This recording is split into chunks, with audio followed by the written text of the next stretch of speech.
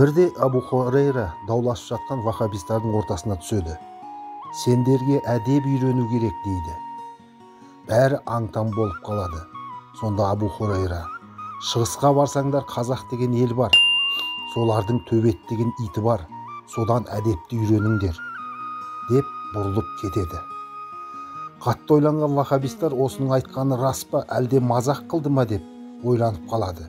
Бірақ Абу Хурайра ғалым адам екенін біле, ол ешқашан өтірік айтпады деп үндемей қалады.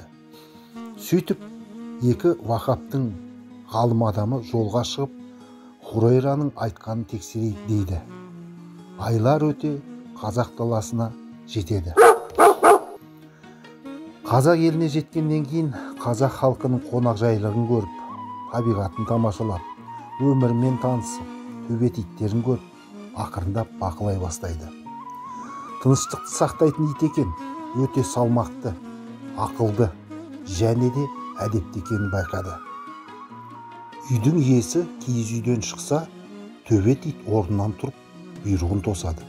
Міне керемет, жүгіріп келіп үстіне бас салмайды, және де дәретіңді де бұзбайды. Тамақ берсе, үй иесі алыстап ұзап кеткенше әдеп сақтап жемей тұрады. Малды мазаламайды, керісінше бағуға көмектеседі. Нағыз адамның сабырлы да сенімді досы екен деп таң қалды. Сырттан бөтен адам келетін болса, гүрс-гүрс етіп дауыс береді. Үйді қорғайды, мал жайды қорғайды. Және де бір байқағаны, қазақтың тазы иттерді керемет. Жанұяның бір мүшесі ретінде қарайды екен. Үстілер таза, жөпшеңді ұрмайды, жөпшеңді үрмейді. Міне кереметтігіне таң қалған екі вахабис қайтадан араб еліне кетті. Келген кезде Абу Хурайраға жолығады. Сонда дейді: сіздің айтқаныңыз рас екен. Біз сізден кешірім сұраймыз дейді. Бірақ та сізде бір сұрағымыз бар.